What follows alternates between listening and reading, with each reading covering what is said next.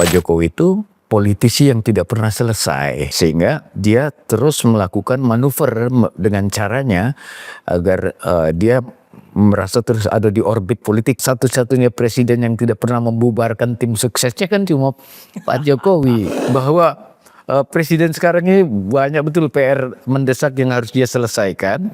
Kok tiba-tiba muncul 2 periode? Jangan-jangan itu bagian dari fait accompli yang dia lakukan. Kalau mau saya dukung lagi 2 periode, bantu. Ya. Ambil lagi anak saya jadi wapres. Sosok Jokowi yang sepertinya adalah mantan presiden yang paling anomali. Halo pemirsa, ketemu lagi di program Sudut Pandang bersama Buya Takta. Nah, ini satu hal yang sedang ramai juga dibahas, mantan Presiden Joko Widodo, Jokowi, menyebutkan kepada para relawan ya, dan para pendukung PSI, anggota PSI, kita harus mendukung Prabowo Gibran 2 periode. Explicit dia Explicit menyebut begitu, ya. Dan ini kemudian menimbulkan reaksi yang beragam dan tidak cukup berkenan lah ya, tone-nya ya, kalau reaksinya kalau kita lihat. Misalnya Puan mengatakannya masih terlalu dini lah ngomong soal pemilu lagi gitu ya, karena konteksnya kan itu pasti dikaitkan dengan pemilu kan, karena 2 periode. Cuma saya nggak ingin mendiskusikan apa respon dari para politisi, karena respon mereka itu kan bisa saja sangat berubah ya dari satu waktu ke waktu yang lain. Tapi justru kita ingin membahas Buya, sosok Jokowi yang sepertinya adalah mantan presiden yang paling anomali di antara yang lain. Karena tadi dia masih aktif berpolitik gitu ya. Maksudnya berpolitik itu ya terlibat dalam kegiatan-kegiatan partai, meskipun ya bukan siapa-siapa juga di partai itu, misalnya memberikan ceramah di partai anaknya PSI gitu ya, menyampaikan statement-statement yang itu berhubungan dengan isu politik, sesuatu yang tidak dilakukan oleh mantan presiden lain. Ya kecuali dalam beberapa hal itu, misalnya Pak SBY ya, itu pun sangat menonjol hanya ketika Demokrat ingin diambil alih oleh Muldoko waktu itu. Iya, itu sampai membuat konferensi pers segala macam. Tapi itu kan menyangkut soal dapurnya sendiri gitu ya. Karena menyangkut soal partainya yang dia dirikan, ya dia bereaksi. Tapi Jokowi ini kan nggak punya partai, sudah selesai sebagai presiden, meskipun dulu juga pengen 3 periode gitu ya. Sepertinya hasrat politiknya itu masih menggebu-gebu Bu ya. Ya, belum masuk fase sebagai negarawan ini seperti. Iya. Terlalu mewah istilah negarawan itu ya. Mana Bu ya? Jadi ya anomali tadi ya kan. Kan dalam istilah Jawa itu ada yang disebut madeg mandito ya. Jadi begitu orang selesai dari tugas resminya sebagai presiden, sebutlah kayak gitu, dia mengalami metamorfosis sebagai orang arif. Madeg mandito itu artinya jadi pendeta ya kan. Dia masuk ke wilayah bijaksana itu kan, wisdom ya, kearifan dan seterusnya. Madeg mandito itu kan kira-kira ya naik level ya, bukan lagi berurusan dengan politik day to day ya, kekuasaan yang bersifat praktis, tapi menyangkut sebuah value ya. Itu Mengambil jarak dari kekuasaan, dan dia memberikan inspirasi kebajikan bagi banyak orang. Nah, itu madeg mandito, jadi pendeta mandito. Ini kan frasa ini pernah disampaikan Pak Harto ya dulu kan gitu. Dan Pak Jokowi tidak pernah punya imajinasi ke arah sana. Bahkan kita terkaget-kaget karena apa yang kita saksikan Jokowi pada hari-hari terakhir ini, sekarang ini, terutama pada periode kedua kekuasaannya, itu di luar ekspektasi ketika kita mengingat Jokowi pada awal-awalnya, pada periode pertama.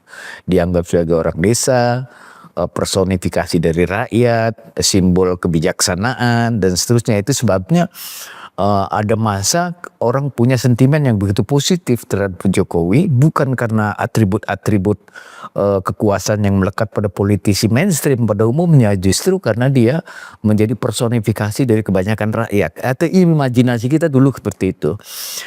Lalu belakangan orang merasa terkecoh, kan? Ternyata setelah jadi penguasa dia mengalami metamorfosis, kan, mengalami evolusi pada dirinya, menjadi seperti yang kita saksikan 5 tahun belakangan ini pada periode kedua terutama dan setelahnya, gitu kan. Jadi Pak Jokowi itu politisi yang tidak pernah selesai, gitu kan. Politisi yang tidak pernah selesai, sehingga dia terus melakukan manuver dengan caranya agar dia merasa terus ada di orbit politik, gitu ya. Lepas orang suka tidak suka, kan jauh lebih menyenangkan ya bagi orang yang punya passion menjadi politisi, selalu berada di atmosfer politik, jadi perbincangan banyak orang dengan pro dan kontranya. Dengan begitu dia masih eksis, kan, kayak gitu.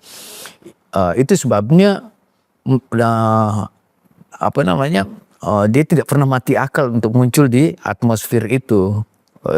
Lewat rupa-rupa cara, gitu kan. Itu satu. Yang kedua, pertanyaannya adalah mengapa dia merasa punya sikap percaya diri begitu penuh untuk terus menjadi politisi bahkan pun setelah tidak punya kekuasaan resmi, ya kan. Karena dia sedikit banyak juga merasa punya resource, ya. Karena setelah jadi presiden itu kan banyak sekali orang yang loyal sama dia, gitu kan. Satu-satunya presiden yang tidak pernah membubarkan tim suksesnya kan cuma Pak Jokowi, iya kan? Ya, itu kan modal politik yang dianggap masih aktual. Bahkan menterinya Prabowo soalnya ke Jokowi. Iya, gitu. Dan masih terus di-maintain, kan? Selain juga tim relawan itu kan pengertiannya adalah faktanya, ya, bukan pengertiannya, adalah bahwa ada sekumpulan sejumlah orang, ya, ada sejumlah orang di situ yang juga pernah mendapat manfaat langsung dari kekuasaan Pak Jokowi, sehingga ada loyalitas yang mereka persembahkan, ya. Meskipun tetap menyebut dirinya relawan, ya. Iya, walaupun bahasanya relawan dan seterusnya. Jadi itu soal kemampuan dia mengikat, ya, kesetiaan sejumlah orang lewat manfaat yang pernah dia berikan, gitu kan. Lewat manfaatnya. Itulah para loyalis itu, gitu kan. Nah, sehingga dia tetap merasa menjadi politisi papan atas, gitu kan. Politisi papan atas. Nah, bukan tanpa alasan, ya, PSI itu menempatkan Kaisang sebagai ketua umum karena Jokowi bukan hanya sebagai figur as person, ya, tapi dia adalah entitas politik, gitu kan, dengan sejumlah pendukungnya, ya, yang mungkin dianggap masih sangat besar, masih cukup masih aktual, ya, karena ini kan belum terlalu lama, ya, belum terlalu lama. Itu sebabnya menjadi bagian dari kalkulasi politik PSI kenapa Kaisang menjadi ketuanya, karena ada loyalis, ya, Pak Jokowi yang lapisannya mungkin dalam dugaan mereka, ya, atau setidaknya harapan mereka masih cukup solid, ya, sehingga ke depan nanti kesetiaan atau sentimen itu bisa diberikan ke PSI, gitu, karena Kaisang adalah anaknya Jokowi, gitu kan, gitu. Oke, itu kalkulasi, ya. Ini cara saya melihat, ya.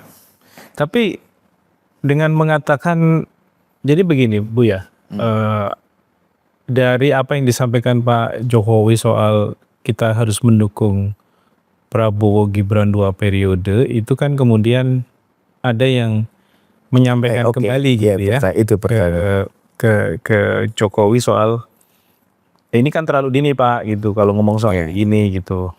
Dan dengan santainya Jokowi mengatakan ya ini kan demokrasi. Iya. Dan hanya politisi yang bisa bicara itu kan. Betul. Gini, kalau orang itu pasca menjadi presiden dia naik level pada level yang disebut madeg mandito, ya kan? Benar saja tidak cukup, tapi juga harus bijaksana, ya kan? Masuknya ke level itu, apa yang dilakukan Jokowi tidak salah dalam pengertian dalam alam demokrasi. Ini kan cuma ide, ini gitu kan. Dalam demokrasi kan boleh orang tidak setuju, meskipun jangan menghalangi saya dong untuk punya pendapat seperti ini. Kira-kira kayak gitulah. Meskipun saat jadi presiden banyak orang yang mengatakan dia merusak demokrasi gitu ya. Tapi sekarang dia menggunakan argumentasi demokrasi. Demokrasi itu kan bersayap ya. Dia bisa digunakan oleh siapa saja untuk melakukan pembenaran gitu kan. Dia ruang yang terbuka karena itu kan ide besar ya. Ide besar yang bisa didompengi oleh para penumpang. Nah, ada yang bisa digunakan untuk konteks apa saja dan rupa-rupa tujuan gitu kan. Dan Jokowi menggunakan itu kan demokrasi, boleh dong saya mengusulkan 2 periode gitu kan. Nah, yang tidak boleh itu kan orang merujuk pada soal value gitu. Ini kan baru dilantik Pak Prabowo dan Gibran ini belum lagi 1 tahun gitu kan. Masih ada perjalanan panjang dengan rupa-rupa masalah yang tidak ringan sekarang ini gitu kan. Ada soal MBG, kabinet yang direshuffle, itu kan menunjukkan bahwa belum terkonsolidasi betul kan kabinet ini sesuai dengan harapan Pak Prabowo kinerjanya. Itu sebabnya ada reshuffle, bahkan ada orang mengatakan harus ada reshuffle jilid 2, jilid 3 dan seterusnya kayak gitu. Ini tiap tahun reshuffle Ya artinya bahwa presiden sekarang ini banyak betul PR mendesak yang harus dia selesaikan. Ya. Kok tiba-tiba muncul 2 periode gitu kan? Ya, muncul 2 periode. Dan itu kan udah dapat reaksi langsung dari orang partai juga kan. Ya, tadi Anda sebut-sebut Puan Maharani juga bereaksi. Orang PKB. Gerindra juga demikian. Karena out of context gitu loh. Karena mungkin Gerindra juga tidak ingin periode berikutnya dengan Gibran. Itu satu. Yang kedua, orang berspekulasi jangan-jangan ini bagian dari skenario Pak Jokowi untuk memastikan bahwa Prabowo ya atau mengfit komplit Prabowo agar ngambil lagi Gibran sebagai periode untuk wapres berikutnya, untuk wapres pada periode kedua. Kan bisa kayak gitu juga orang menafsirkannya, ya kan? Gitu loh.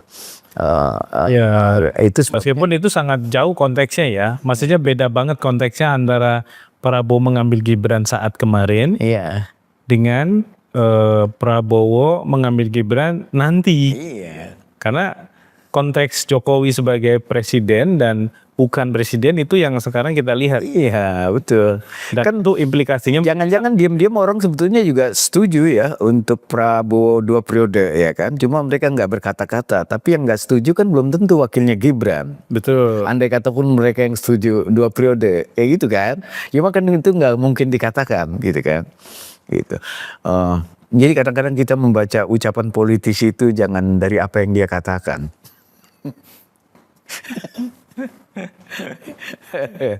Bersayap semuanya. Betul. Kayak gitu. Iya. Nah menurut saya sih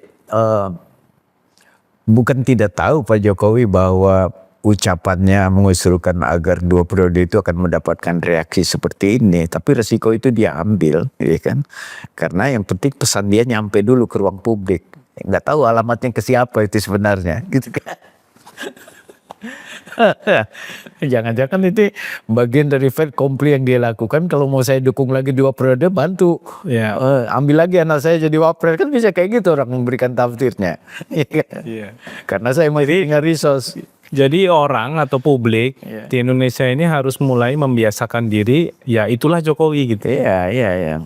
Nggak usah berekspektasi lagi dia itu harus jadi negarawan, harus menarik jarak dengan dinamika politik, problem-problem politik, justru memberikan insight gitu ya sebagai negarawan terhadap masalah-masalah yang dihadapi. Kan itu nggak kita temukan juga sampai sekarang kan. Ya kan kekuasaan itu atau politik lah ya kan. kayak narkoba, dia adiktif. Kan? Sekali orang pernah merasa berkuasa mempengaruhi begitu banyak orang dengan power yang dia miliki, tiba-tiba power resmi itu tidak ada, dia kan harus gunakan cara yang lain untuk meneguhkan bahwa dia masih punya eksistensi gitu ya. Psikologinya kan kayak gitu. Karena itu mengalami metamorfosis untuk menjadi figur yang berbeda ya, untuk makom yang lebih tinggi itu nggak gampang, karena itu kan menyangkut disiplin nilai gitu loh, menyangkut personality, menyangkut integritas dan seterusnya, ya kan. Ya SBY kan bacaan saya ya, belum tentu benar juga. Dia sedang berada di naik kelas seperti itu, makomnya. Dia ingin duduk di situ, ya kan. Dia kadang-kadang memberikan pidato di perguruan tinggi, gitu kan. Di sela-sela itu dia gunakan untuk melukis, gitu ya. Masuk ke wilayah yang lebih abstrak ya. Jadi ibaratnya kalau Pak Jokowi ini adalah kue bolu, dia itu bantet ya. Nggak jadi bolu yang sempurna gitu ya. Tapi dengan cara seperti itu dia merasa dirinya masih eksis karena jadi perbincangan orang terus kan. Lepas kontroversinya itu mengeras dari waktu ke waktu soal diri dia gitu ya. Tapi dia menikmati itu sebab yang justru buat orang yang sedang mengalami adiktif kayak gitu ya, adalah dia berusaha untuk tidak kesepian sebagai orang yang dulu penting gitu kan. Mengalami kesepian, tidak dilihat orang, segala kayak gitu. Rontok tiba-tiba semua pemujaan gitu. Karena begitu dia masuk ke wilayah yang lain kan butuh kapasitas yang lain juga. Misalnya SBY itu lepas dari bahwa dia pernah jadi politisi ya, lalu jadi presiden, dia juga orang yang intelektual gitu kan. Dia bisa komunikasi secara intelektual di kalangan yang jauh lebih yang terdidik ya. Punya kecakapan seperti itu. Pak Habibie juga melakukan hal yang sama. Begitu dia lengser jadi jabatannya, bahkan dia mengundurkan diri sebagai capres, dia memilih jalan sepi, mendirikan Habibie Center gitu kan. Dan untuk itu kan harus ada kapasitas personal ya, yang dia pertahankan untuk setting ke situ gitu.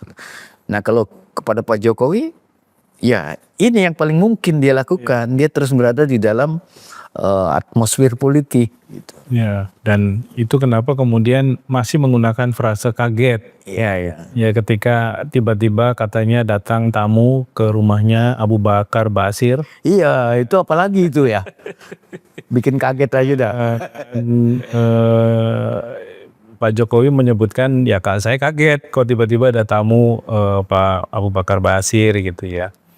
Intinya memberikan pesan supaya menggunakan hukum Islam segala macamnya, meskipun konteksnya menjadi aneh gitu ya, karena bukan presiden lagi, bagaimana menegakkan hukum Islam dalam konteks negara kan. Tapi kita kan nggak tahu di balik layarnya mereka membicarakan apa gitu. Tapi penggunaan frase kaget segala macamnya itu masih digunakan sampai hari ini. Sesuatu yang dia gunakan terus juga di beberapa kesempatan saat menjadi presiden. Padahal Pak Harto bilang jangan gampang kagetan.